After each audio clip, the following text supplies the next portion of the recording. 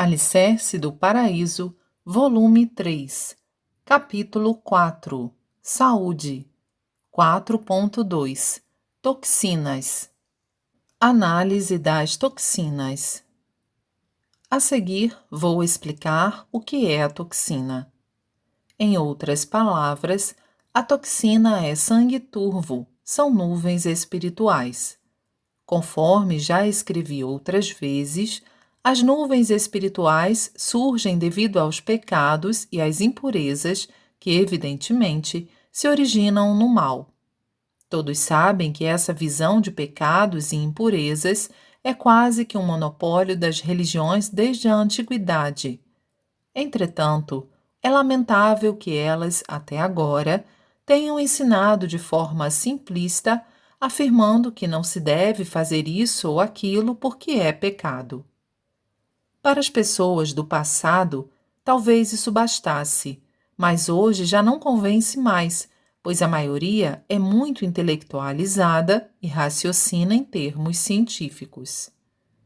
Devem-se, portanto, apresentar argumentos sólidos com base em teoria sistematizada e evidências verificáveis. O mundo em que vivemos é constituído pelos mundos espiritual e material. Da mesma maneira, o ser humano é formado de espírito e corpo físico, e ambos, numa relação íntima e inseparável, têm por princípio a identidade espírito-matéria. Sendo assim, quando as nuvens espirituais se refletem no corpo físico, o sangue se turva, e quando este se reflete no espírito, transforma-se em nuvens espirituais. Por ser este o ponto mais importante, gostaria que realizassem a leitura levando-o em consideração. Explicando do ponto de vista espiritual, no momento em que uma pessoa pratica más ações, esse pecado transforma-se em nuvens espirituais e, quando seu acúmulo atinge determinado nível, sobrevém a ação purificadora na forma de doenças, calamidades ou penalidades legais. A parte que escapou da lei humana é punida espiritualmente pela lei de Deus. Mesmo que a pessoa consiga fugir habilmente dessas penalidades, por ser a lei de Deus absoluta, as nuvens se refletirão no corpo físico, tornando-se um grande sofrimento. Evidentemente, as doenças sobrevindas nesses casos são malignas e, em muitos casos, chega até a comprometer a vida. Quanto mais cedo o mal for punido, mais leve será o castigo, podendo-se compará-lo a dívidas, que quanto mais se demora a saldá-las, mais crescem devido ao acúmulo de juros. De fato, há malfeitores que conseguem livrar-se habilmente em vida dos julgamentos de Deus e do homem, mas ao morrerem, seus espíritos passarão para o mundo espiritual e cairão nas profundezas do inferno devido ao peso dos pecados. Então, por pior que seja o malfeitor, não há quem não se arrependa do que fez. É exatamente como um inferno de incessante sofrimento, citado no budismo. O fundo do inferno, mencionado no shintoísmo, e no Ocidente, o purgatório descrito no volume sobre o inferno da Divina Comédia de Dante Alighieri. Trata-se de um mundo de trevas, absolutamente sem luz e calor, onde o espírito nada enxerga, permanecendo congelado por centenas de anos. Por isso, não há malfeitor, por pior que seja, que não venha a desistir do mal. Para as pessoas da atualidade, talvez seja difícil acreditar em situações como estas, mas gostaria que me dessem total crédito, pois são fatos que me foram transmitidos diretamente pelos espíritos por ocasião das pesquisas que realizei e posso garantir que não existe nenhum equívoco. Voltando ao assunto, a pessoa começa a sentir peso na consciência por ter praticado o mal, e esse sofrimento já é uma leve purificação. Seria bom que, nesse momento, ela se arrependesse do que fez, Mas como dificilmente isso ocorre, a maioria das pessoas continua pecando. É claro que a quantidade das nuvens espirituais corresponde à maior ou à menor gravidade dos pecados. Há ainda fatores indiretos. Por exemplo, quando se faz alguém sofrer, a pessoa atingida se enfurece, sente ódio por aquele que lhe causou o sofrimento, e esse sônem se transmite ao espírito do malfeitor como ondas de rádio, por meio do elo espiritual, gerando nuvens em seu espírito. Ao contrário, quando a pessoa pratica o bem e alegra o próximo, o sentimento de gratidão do outro é transmitido de volta na forma de luz e as nuvens espirituais diminuem proporcionalmente. Além disso, quanto mais o bem for praticado de forma oculta, sem que o beneficiado o saiba, maiores serão as bênçãos de Deus. Esta é a imutável lei dos céus. Já que o que vimos acima sobre o mundo espiritual é uma verdade absoluta, a única alternativa ao ser humano é crer e obedecer. Portanto, uma vez que as doenças e outros infortúnios são decorrentes da ação purificadora das nuvens espirituais, se o ser humano deseja ser feliz, ele deve deixar de fazer o mal, praticar o bem e esforçar-se para não nublar seu espírito. Passarei agora a falar sobre o aspecto material. O sangue turvo, que é a causa das doenças, obviamente, tem origem nas toxinas medicamentosas. Todos os medicamentos são substâncias tóxicas, porém, durante muito tempo, eles vieram sendo erroneamente interpretados como um recurso benéfico pelo desconhecimento do fundamento de que a doença é uma ação purificadora. Baseado na minha experiência, desejo apresentar o princípio sobre a toxina medicamentosa. Há casos em que ocorre a reincidência da doença depois de algum tempo, mesmo em pessoas que já tinham se restabelecido por meio do jorei. Chamo a isso de repurificação. O motivo é que no início, com o recebimento do jorei, ocorre a eliminação somente das toxinas já em processo de dissolução, e com isso o doente melhora por um tempo. Entretanto, logo que ele retoma suas atividades, já com vigor razoável, surge uma ação purificadora mais intensa. Resumindo, com a purificação, a pessoa ganha saúde e com esta surge a purificação.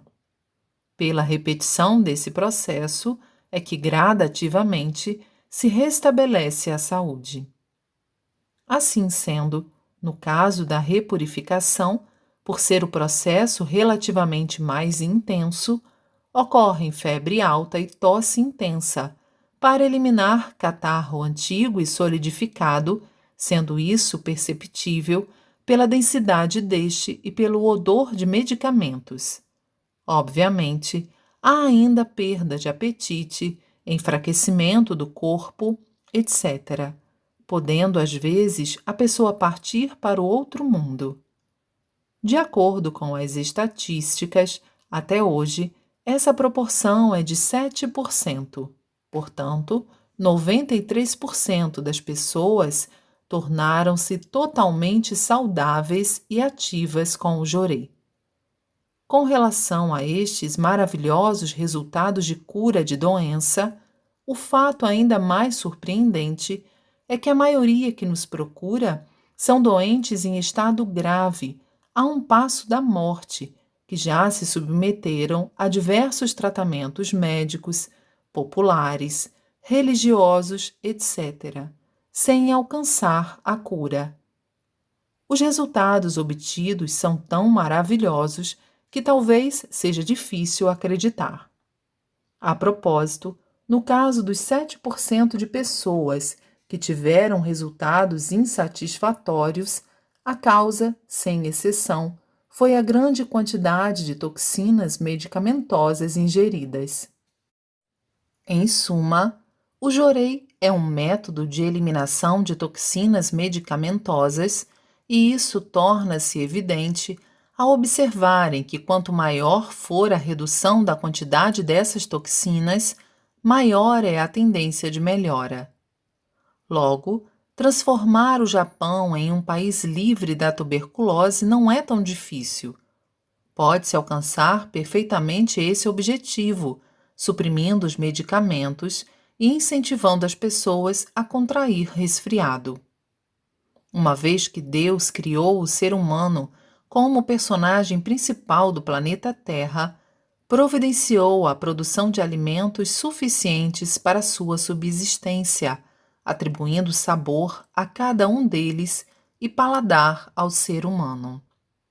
Comer com prazer aquilo que se tem vontade de comer é o suficiente para se manter a saúde, sem precisar preocupar-se, por exemplo, com os nutrientes. A mesma lógica se aplica à questão da procriação, que, apesar de não ser o objetivo do desejo sexual, acaba ocorrendo como consequência natural dele. Sendo assim, o ser humano não deve ingerir substâncias estranhas que não sejam alimento, isto é, deve excluir tudo que é insípido ou amargo, pois isso indica o que não deve ser ingerido. Por desconhecimento desse princípio, costuma-se dizer desde a antiguidade que o bom remédio é sempre amargo, o que constitui um flagrante equívoco.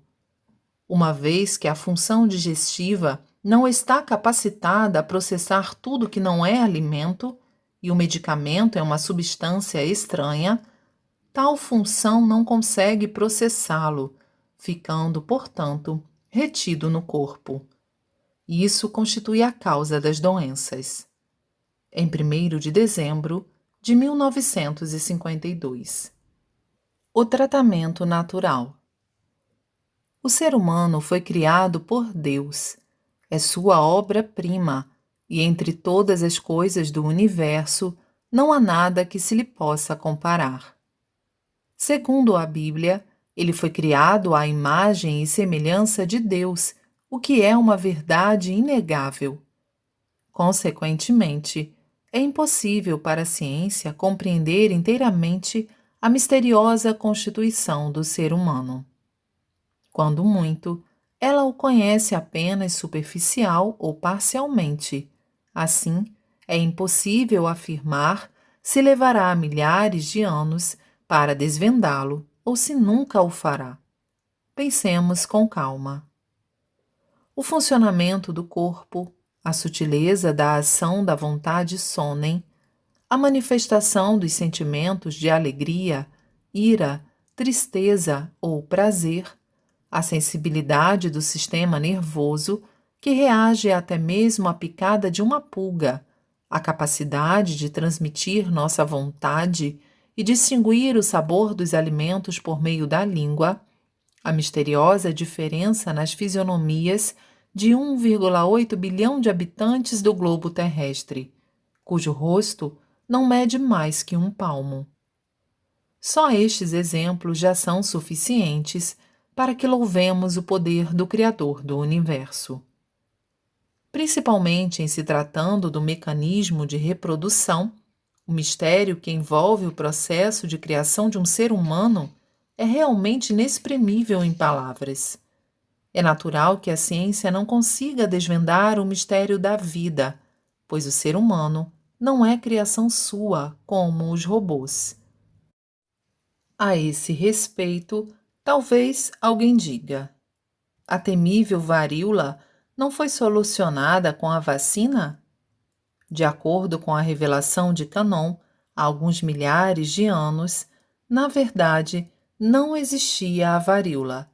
Ela surgiu para purificar os pecados e as impurezas da humanidade, e por essa razão constitui uma espécie de acerto de contas.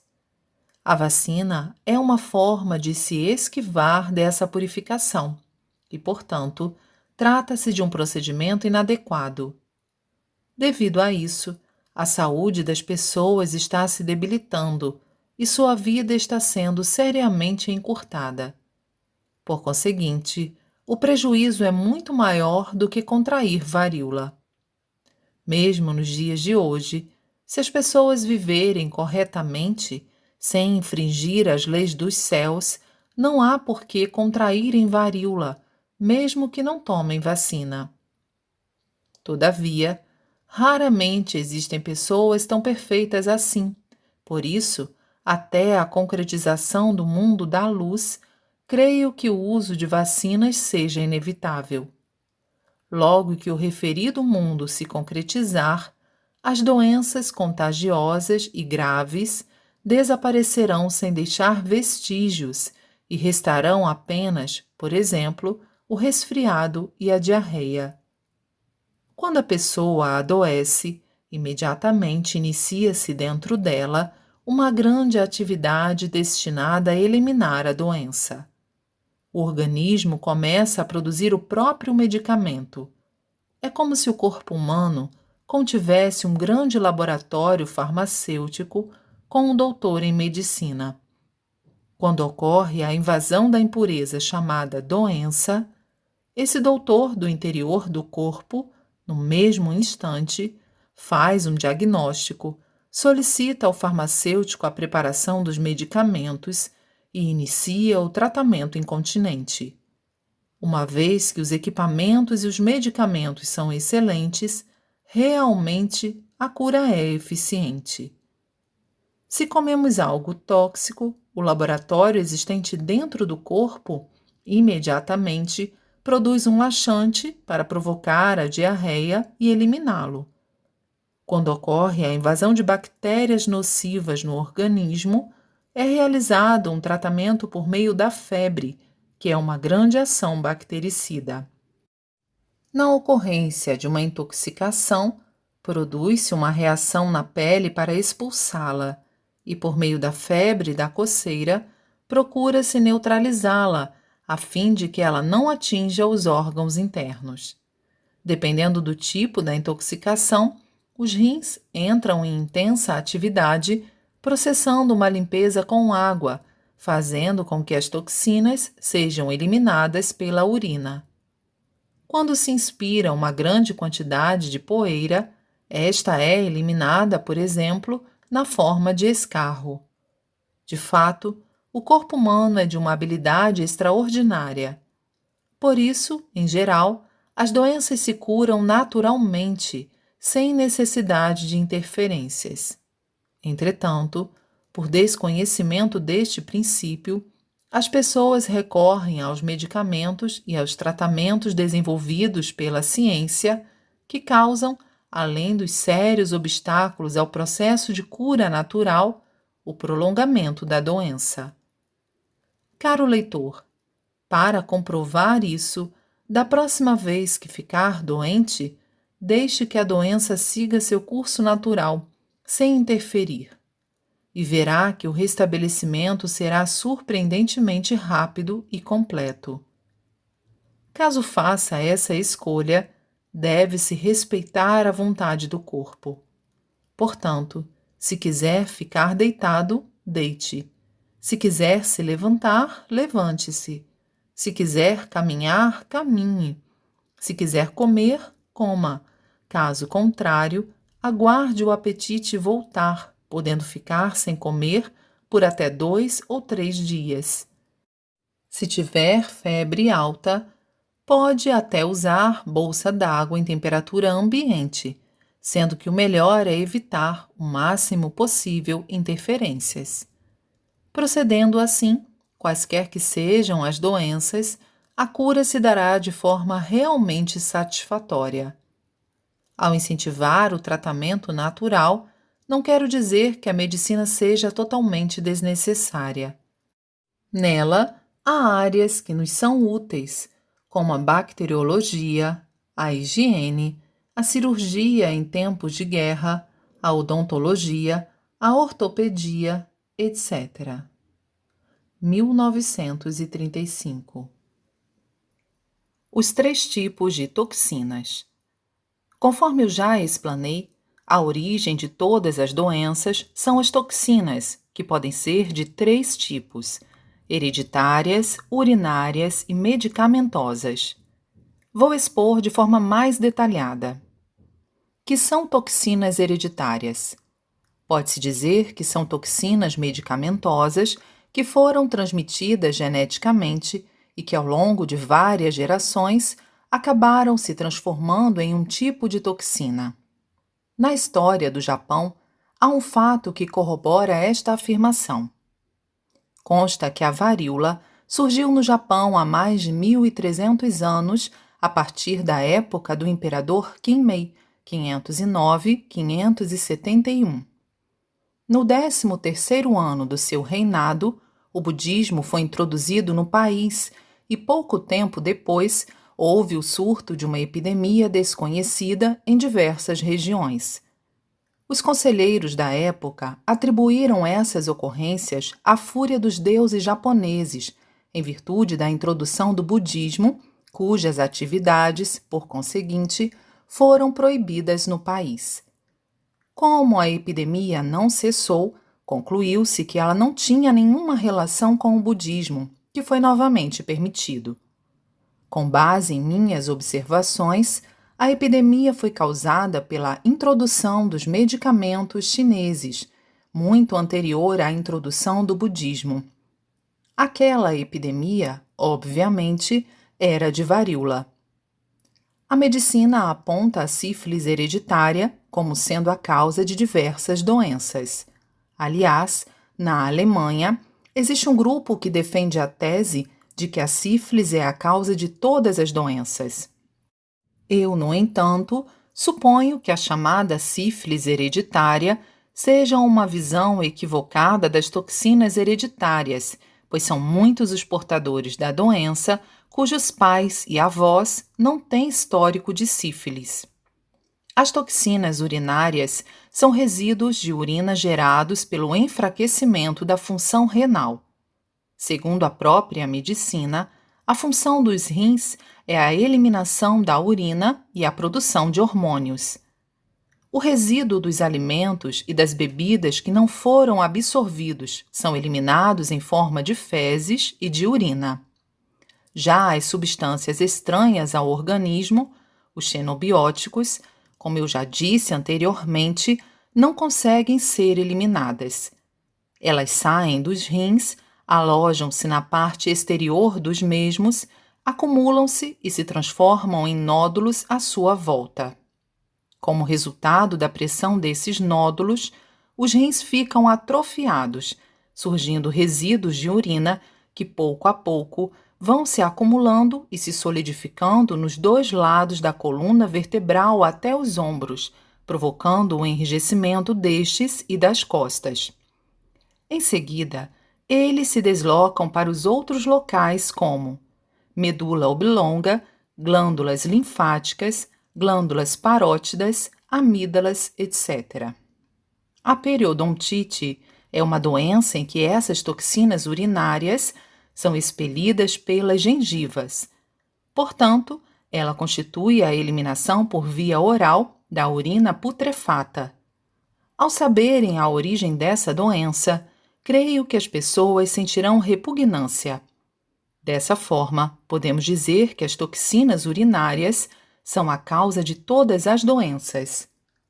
Quanto às toxinas medicamentosas, dispensam-se maiores detalhes, pois já falei sobre o assunto, mas acho necessário explicar suas formas de manifestação. As dores e os sofrimentos causados por elas são, principalmente, elevação da temperatura corporal, dores, coceira, diarreia, vômito, paralisia, mal-estar, etc. A elevação da temperatura corporal, segundo minha experiência, é proporcional à quantidade de toxinas medicamentosas e pode-se até dizer que quase não se observa a ocorrência deste sintoma entre pessoas que nunca tomaram medicamentos. No tocante às dores, as produzidas pelos medicamentos ocidentais em geral são agudas, como sensações de espetadas de agulhas, dores lancinantes, dores intensas e de curta duração, etc. Já a maioria dos medicamentos chineses produz dores brandas. A coceira, geralmente, é causada pelos medicamentos ocidentais. As injeções de cálcio, especialmente, provocam reação alérgica e, por isso, requerem cautela. Existe um método para se distinguir os 3 tipos de toxinas mencionadas. No caso das toxinas hereditárias, quando se pressionam os nódulos com as pontas dos dedos, não há sensação de dor. No caso das toxinas urinárias, a dor é leve. Tratando-se de toxinas medicamentosas, a dor é intensa. Com bastante treino, não é tão difícil fazer essa distinção. Em 5 de fevereiro de 1947. Toxinas urinárias. Segundo a tese de uma autoridade em medicina da Alemanha, a causa de todas as doenças é o ácido úrico. Creio que o ácido a que ele se referiu vem a ser a toxina urinária a que nos aludimos.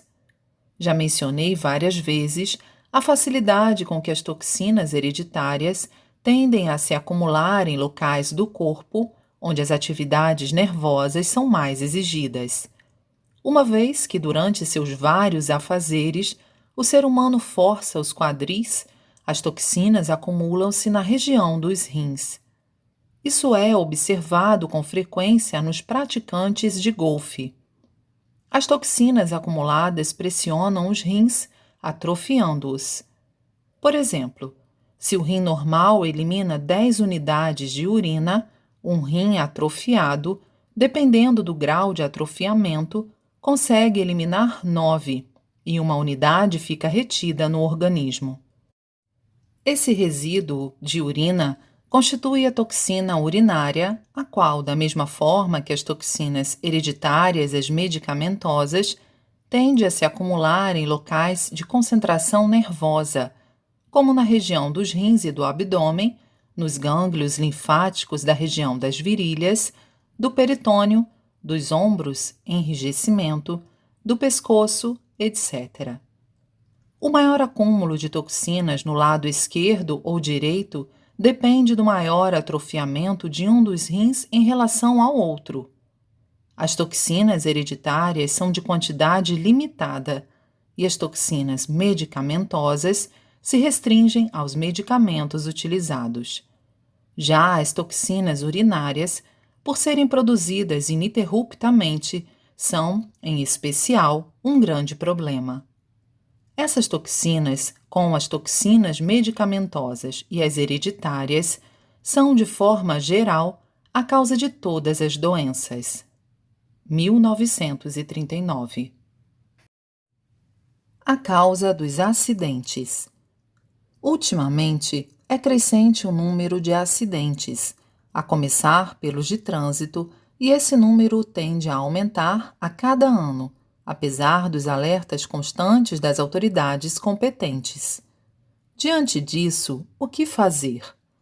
Uma vez que, atualmente, a verdadeira causa dos acidentes é totalmente desconhecida, não há outra coisa a fazer a não ser alertar a população. Então, qual a verdadeira causa dos acidentes, segundo nossa interpretação? É um problema relacionado ao sistema nervoso do homem moderno. Em outras palavras, o sistema nervoso não responde com rapidez. A falta de agilidade de escapar de um perigo iminente, seja por uma fração de segundos, se torna a causa direta de um acidente. Por conseguinte, não há outro recurso senão corrigir isso. Neste aspecto, eu fico impressionado com a falta de agilidade dos jovens atuais. Muitos deles são mais lentos do que eu, que completarei 70 anos neste ano.